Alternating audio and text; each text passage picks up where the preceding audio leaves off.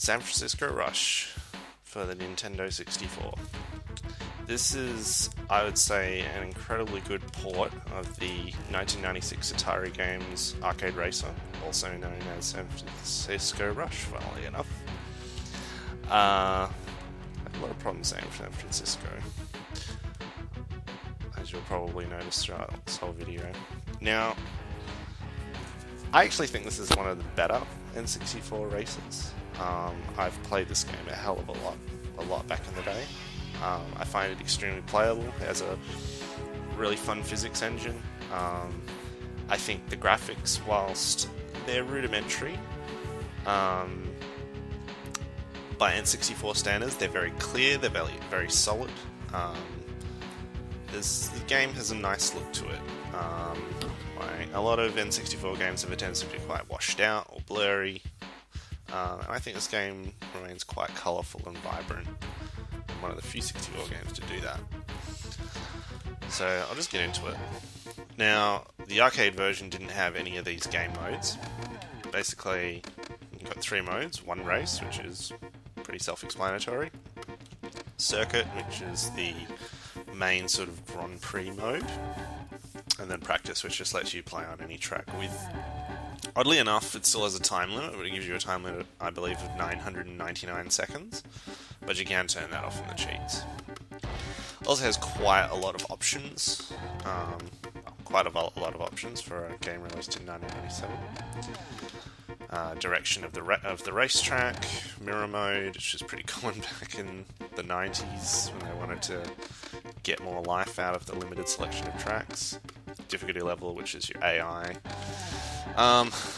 Fogging is a unfortunate reality of a lot of N64 racing games. Basically, fogging is a way of limiting the visible 3D rendering of the game environment to keep the speed up, but I appreciate that the developers tried to incorporate this as part of the game experience of racing in San Francisco, because San Francisco is notoriously foggy, I guess. There's also the deaths mode, which basically means if the car explodes, that's the end of the race. And rumble pack sensitivity. So I'll just load up the circuit. As you can see, I've actually got one in progress here.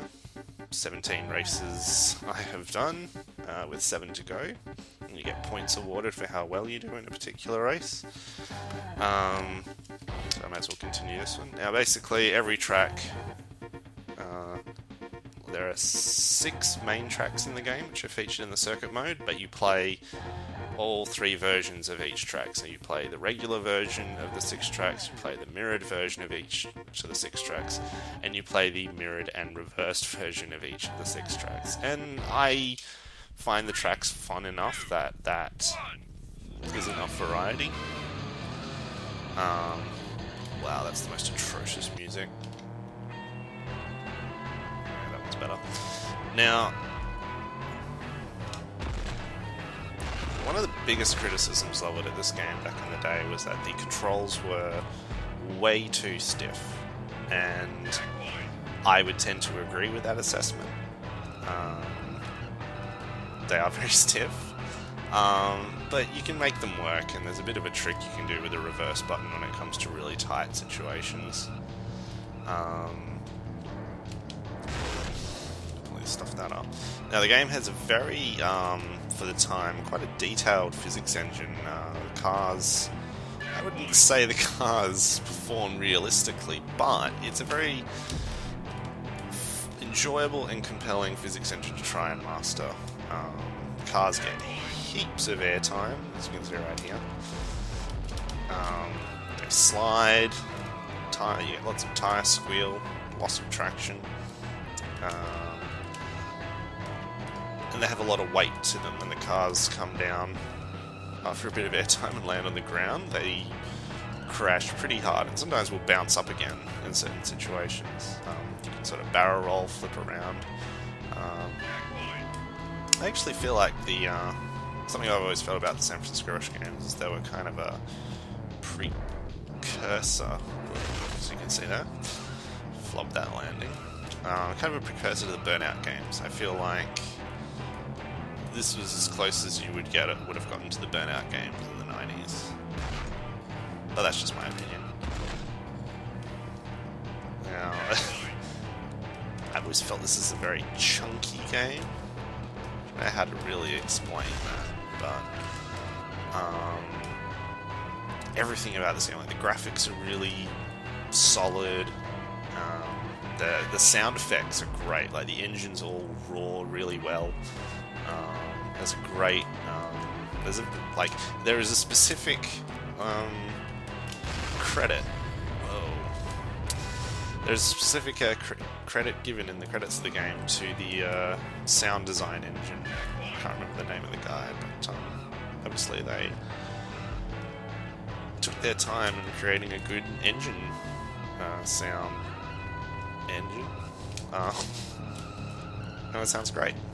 Most of the cars sound very similar, but there is a VW Beetle in the game which has its own Volkswagen air-cooled engine sort of drone to it, and it's kind of funny.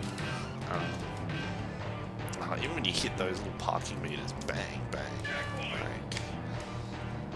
bang. Yeah, so getting back to the criticisms of this game, one of the biggest criticisms in all the games magazines is just that the controls were just too stiff. And yes, that's true, but I don't think that precludes enjoyment of the game. A lot of people criticize the music. I'd say that's probably a very fair criticism of the game. Most of the music in this game is terrible. As you noticed probably a minute ago, I paused the game so that the music track that was playing changed to something far less obnoxious. Also, it has a kind of somewhat infamous high score screen music. Sorry, best time screen music. Whoa. Playing like shit. Basically, the explosion condition in this game is either if the car stays on its roof for like more than half a second, or if you just drive into an object at full speed, you'll explode. And that's where the deaths mode comes in, where if you explode, that's the end of the race, which makes it quite challenging.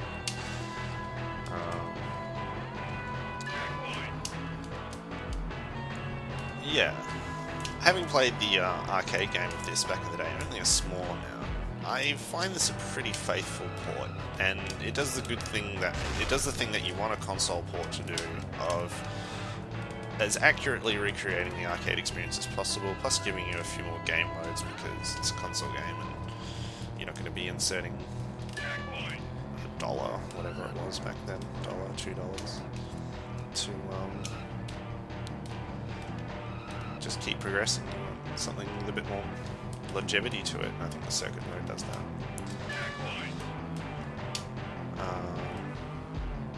I also really love the track design in this game. Something that the whoa.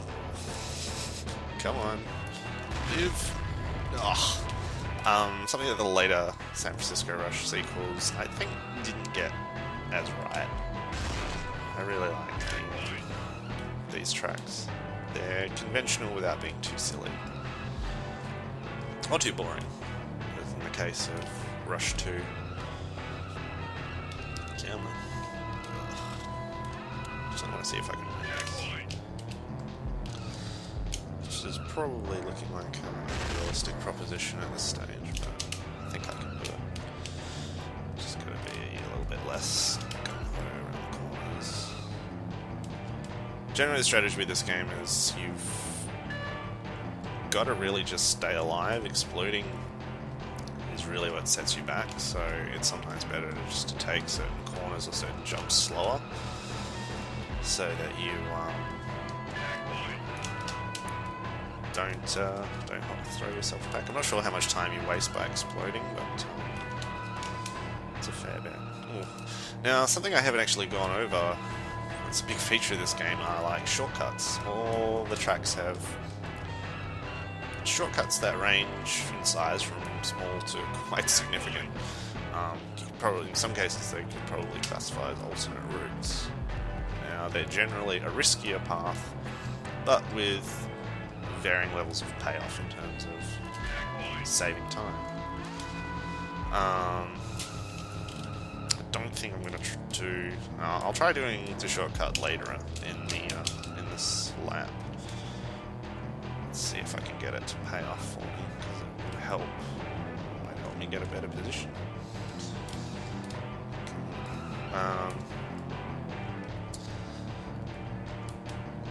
As far as my sort of history with this game, I remember renting this game back in the day because I wasn't sure if I wanted to buy it, because, as I said, all the reviews were fairly mixed.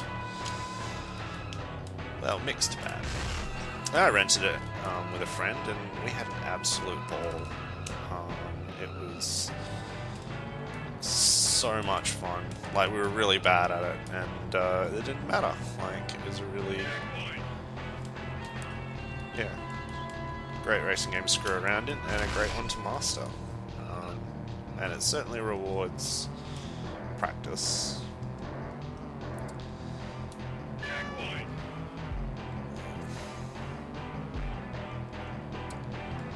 Come on, let's not die. Come on. Uh-oh. Could be good. Yes. That's how you're supposed to take that corner. A lot of this game is using the walls to your advantage to kind of to try and bounce the car into the position that it needs to be in. Doesn't always work. I think I'm not going to be getting a good position. Let's see if I can just pass these last couple. So I don't come absolute dead last. Fuck that up. I think I might be screwed these last couple of corners.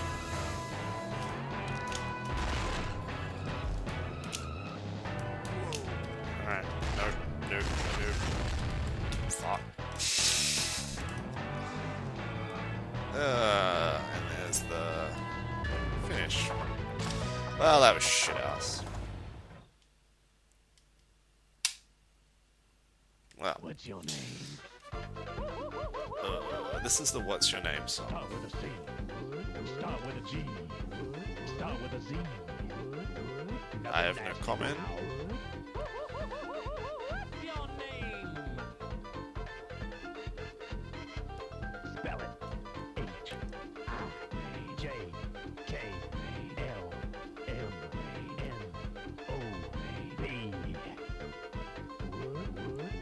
That's how you spell it. What's your name? What's your name?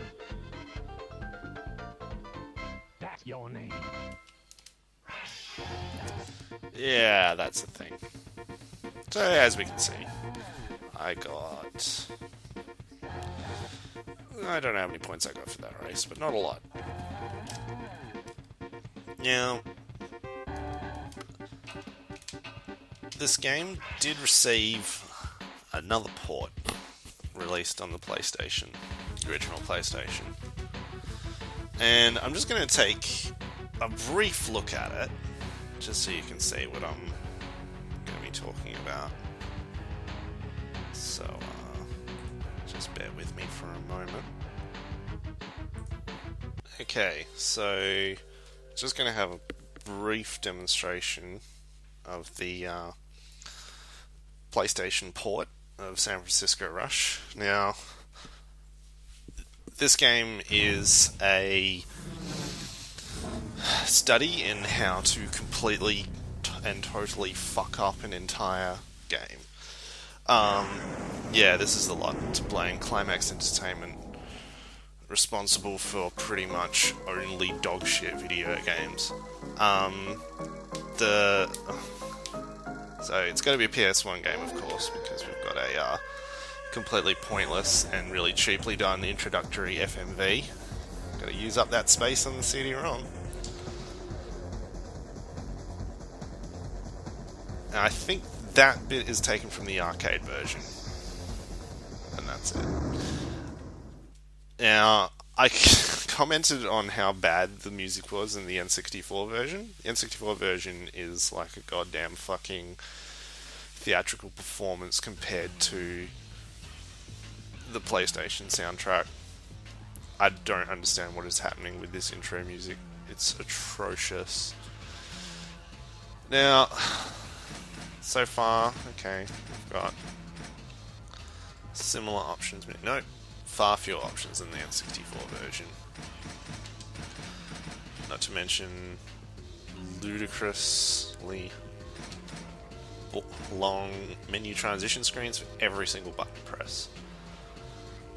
Now you've got every single game mode just blurted out here. I'll just load up the one-player game. Yeah. If you ever look at the arcade version of San Francisco Rush and then look at the N64 version, you go, yeah, that's... Obviously the N64 game's lacking a little bit of detail and clarity, but you could say visually they're very similar games.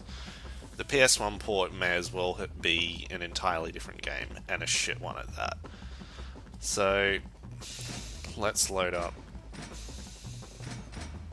track 3, I guess. That's what I was playing on the 64 version. Pointless audio announcements. Now, I will give them credit for this car select screen because this is the N64 version does not have this, and this is basically trying to be like the arcade select screen. But the problem is that it looks absolutely terrible. I don't know how to actually change the colours of the cars. So it's square. Okay, square. Get you all the different colours. All of them as ugly as each other. Another loading sequence. This is terrible. That was just a select your transmission, there was a loading sequence.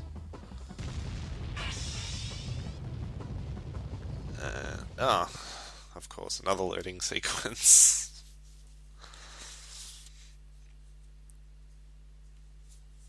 I know the N64 cartridge format was a limited medium, but fucking hell. We didn't have to put up with this sort of crap. This is actually running through a PS2, so the disc load should be actually a little bit better.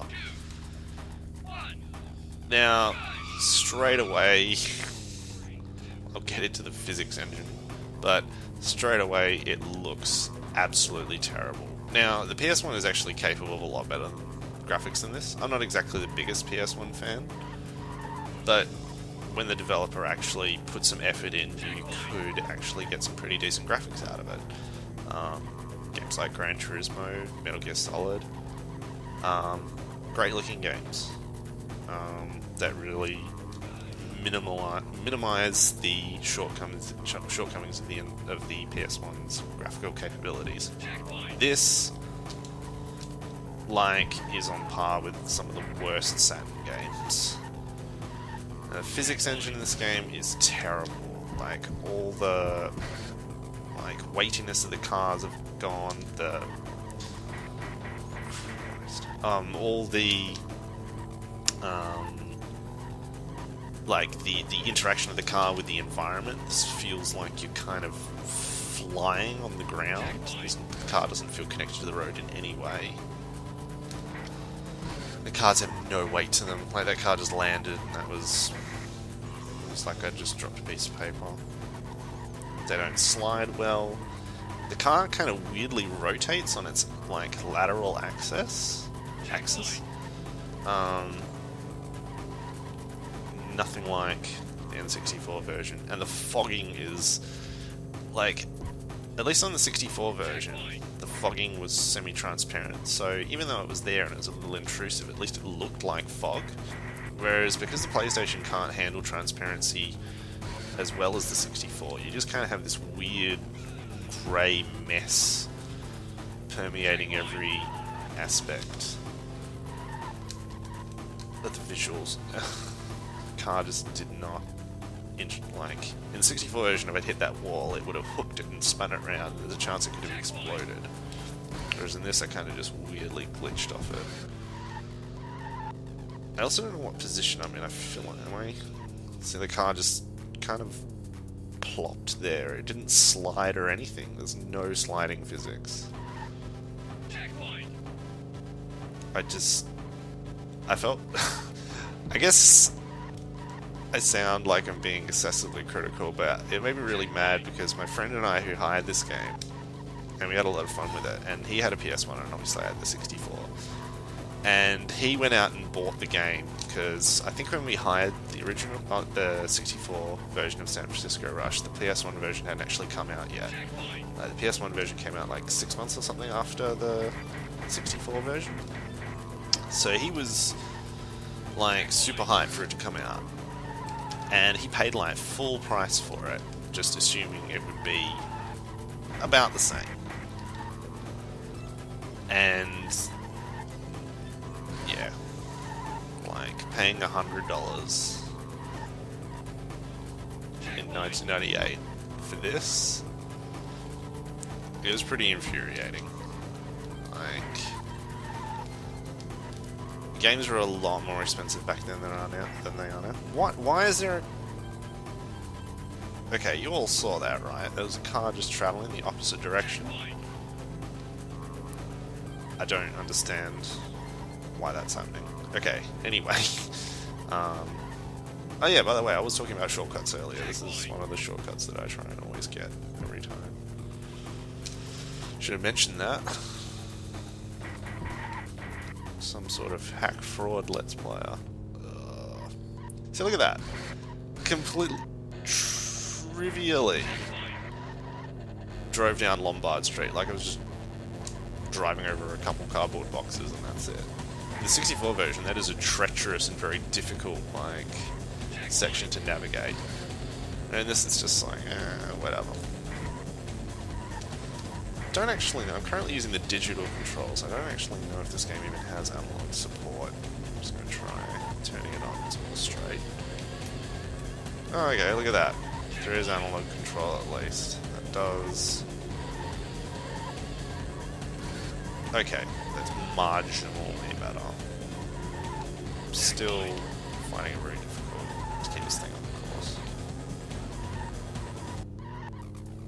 Music just changed again.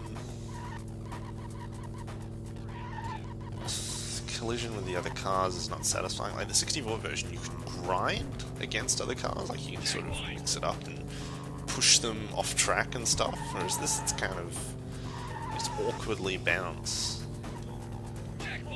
Let's try and do this shortcut. This is so much harder to do in the 64 version because the physics are just so much more punishing. And in this version, it's completely trivial and completely unsatisfying.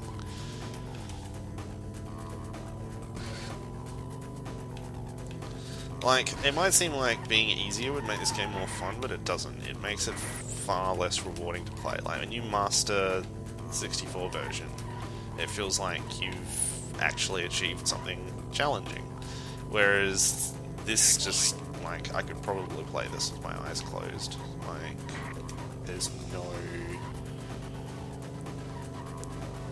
challenge to this. Well, beyond the complete inadequacy of the controls.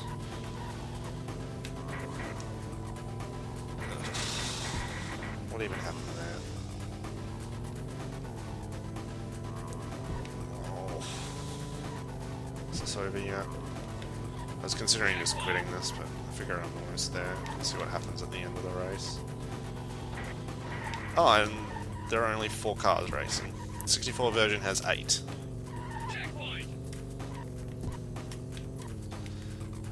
Now, I assure you at some point I will do a look at a PS1 game that isn't terrible, so I can prove that I don't... What's going on? Right. Do we even get the funky What's Your Name song? Nope. Nothing. No sound. More loading. And back to this crappy menu music, which is just depressing. It also has no volume, apparently. For a console that's supposed to have better audio capabilities than the 64, it feels like there's absolutely nothing going on. Alright. I'm just gonna quickly swap over and take a look at the sequels to San Francisco Rush, well, the next two sequels. So bear with me for just one moment. Okay. So this is Rush 2 Extreme Racing USA for the N64. Oh, it's nice to be back on the 64. This is a N64 exclusive. It's not a port of any arcade version. It was specifically a sequel done to follow up on a lot of the criticisms of the original San Francisco Rush release. Excuse me for a minute, just need to take a drink of water. Enjoy the killer intro music. Basically, this game is bigger than the original in every way. More tracks, more cars, more customization options, slightly better graphics. As you can see, we've got reflection effects happening now, which weren't in the first one. And some minor texture improvements on the cars, although the environments themselves don't look too much different. The interface is largely the same as well. So let's just look at the options. Yeah, same sort of options we've had in the previous version, although it seems like deaths has been interesting. No deaths mode. Yeah, I'll just go to the one race mode for now. I don't know which track. Now, I'm far less familiar with this game than I am with first San Francisco Rush. Oh, let's do Alcatraz.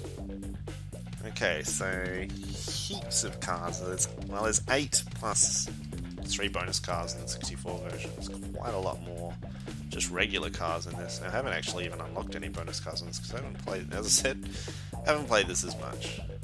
Now, this was the this is the Camaro, or known as the Bandit. I presume a reference to Smokey and the Bandit. And I was driving in the PS1 version. By the way, very bizarre color change options in this game. You can change that aspect of the paint job, which kind of makes it annoying if you just want to keep it one color. Anyway, I'll make it red, like I did in the PlayStation version. The yellow stripe, I think it had.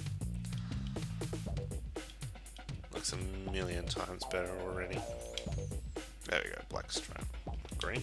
Where's the yellow stripe? Oh my god. Okay.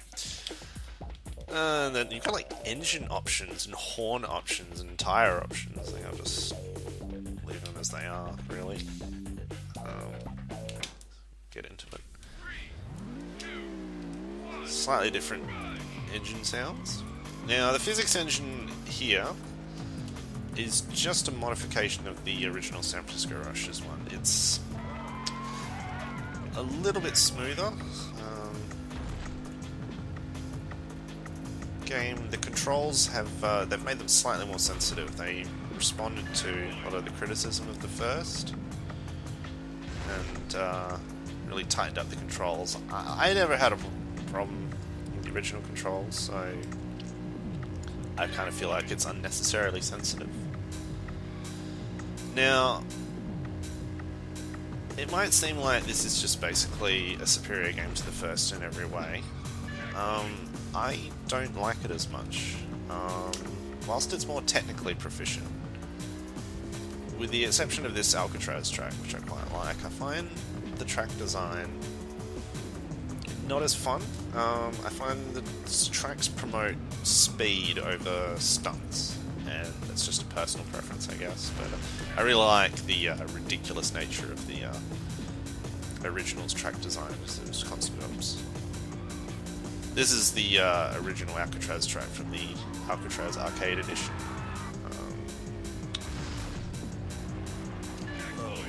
Let's just go over here, I guess. That'll do. See what happens. Which is also in the first game on the 64 as a bonus track. It might be in the PS1 game, but I don't give a shit at this point. This is not to say this is a bad game at all. This is a really good game. I just don't feel like it fixes anything that was particularly broken. I find, as you can see, the sensitivity is maybe a little too high in places. It's kind of hard to get the cars to do smooth banking turns in certain situations. Let's do this shortcut. Whoa, let's not do that shortcut. You got distracted by the bush.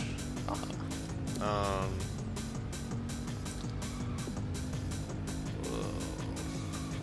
Okay. Don't crash. Oh, that's right, there's a mesh there. Good work, genius. Ooh, someone on fire ahead. What I would really love to see, given we live in the age of arcade remakes and retro game remakes, someone to just make a port of this game to the Xbox or PlayStation and just bump up the resolution, bump up the frame rate, and give it online play. I don't think you need to do anything else to these games to make them playable by today's standards. There was a port of the arcade version of San Francisco Rush released in the Midway Arcade Treasures set for PS2 and Xbox, which I have for Xbox, I believe. It's good enough. It's a little bit glitchy. It's only a lot glitchier than I remember the arcade game actually being. Let's try this shortcut. Oh, I'm such an idiot. Well, won't be doing that shortcut. Oddly enough, I'm doing better in this than I did in the first game. I'm supposed to be good at the first game. Come on. I also find the engine noises are still good. I just like the rawness of the original sounds. Like, the original game has all the sophistication of a hot dog, and I love it. And sometimes you just want to eat a hot dog, and that's what San Francisco Rush is. Whereas this is like, it's a hot dog with some kind of fancy mustard on it. Don't always want mustard. Oop, don't fuck up. Even the Rumble Pack support in these games is just excessive. Like, it's probably has the strongest Rumble Pack feedback of any 64 game I've played. Like, I'm gonna come last. What a fraud I am. What's your name? My brother really loves this game though. He's always banging on about how good it is, but I disagree with him. Now, I'm just going to take a look at one last port, which is the Dreamcast port of San Francisco Rush 2049. Okay, so one last version of San Francisco Rush that I wanted to look at is the Dreamcast port of San Francisco Rush 2049, the third in the original sort of trilogy, I guess, of home San Francisco Rush ports. That overblown intro used to scare the shit out of me. It was always louder than anything else in my games collection at that time. Now, it seems to have... okay. Now, being a Dreamcast game, the graphical fidelity is a step up. And this is a CD version of a game that I will not criticize. This is a much better game than the PS1 port. Now, it's the usual sort of options. It's kind of a fantasy version of San Francisco Rush. It's set in the far-off year of 2049, sort of wacky car selection. Like the 8-ball. Much more detailed option screens as well now.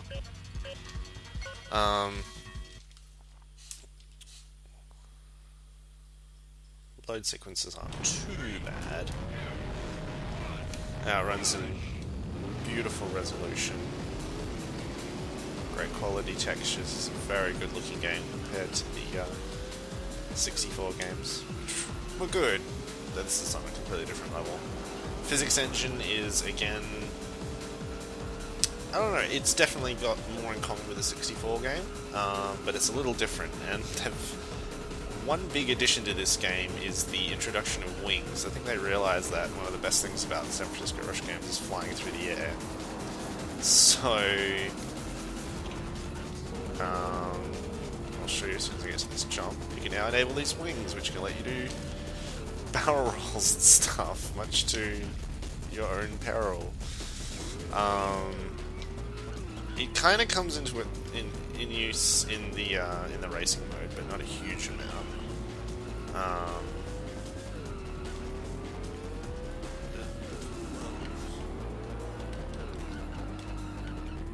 haven't played this game for a while, so let's do this jump. Fuck that. Okay, so the water is not that deep. It's funny. Now, I feel like this video has been going on for a bit now, so I'm probably not going to do a full race. And I want to show you There was a stunt mode in Rush 2, which I didn't show you, but I feel like it was a good idea, but it wasn't very well developed. Whoa. Anyway, that's a good point to stop.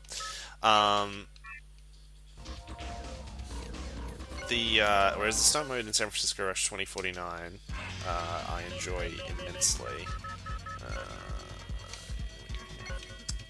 Stunt. You've got all these different arenas, which all probably got more in common with something you'd find in Tony Hawk than a racing game. I'm gonna go Disco, because Disco? Or Oasis. Let's go Oasis. It's an outdoor one. You can set your time limit up to 20 minutes. Wind, etc. I always find this one is a better stunt vehicle. And it just lets you screw around doing ludicrous stunts and just pushing the Rush game engine to its maximum. You can just go, and there's all these like little medallions you need to...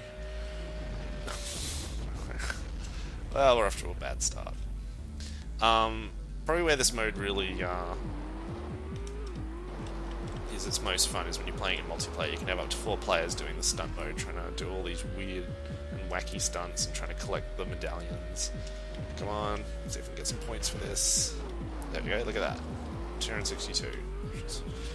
Oh wow. And I just flubbed it on a little rot. Yeah.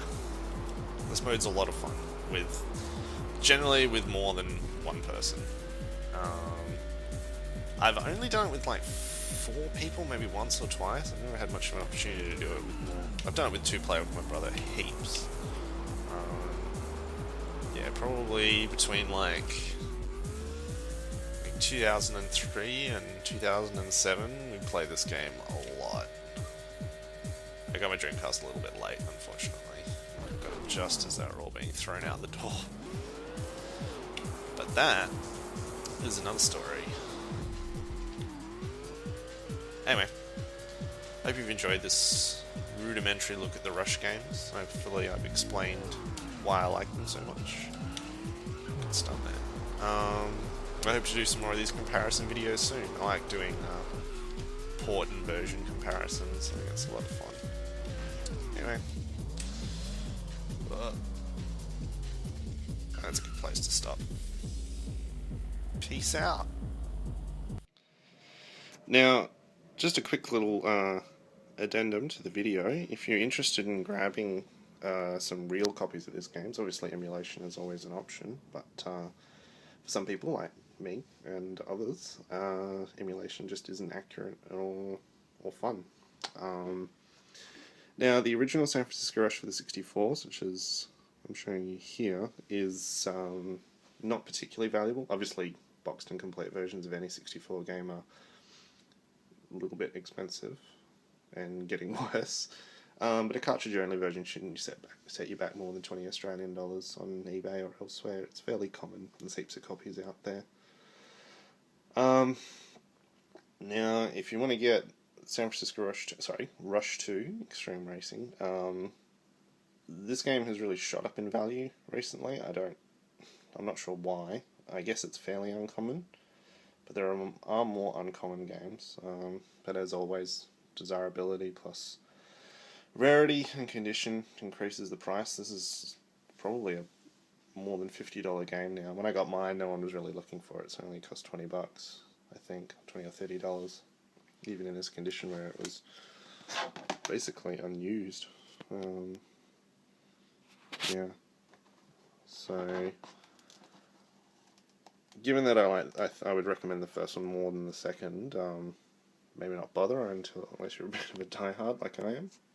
And then there's the Dreamcast port of 2049, which is fairly cheap. It's one of the way more common Dreamcast games. Obviously, condition will affect value. But again, don't expect to pay more than $30 for this. You might have to get one from Europe. It might be easier. Yeah. That said, the harder part of Dreamcast stuff is getting a Dreamcast, which are a lot more expensive at the moment. In which case you might be better off with the Xbox port, Xbox or PS2 ports, right? Are they? Yeah, they look like this. And this blue packaging. It's a PS2 port, which I think is not as good. But this basically has a pile of the Midway arcade racing games on it. Yeah, it's also got the San Francisco Rush Alcatraz edition on there, and it's got it's a port of the Dreamcast version of 2049, and it's fairly faithful, so you could always do that as well. Anyway, see you next time.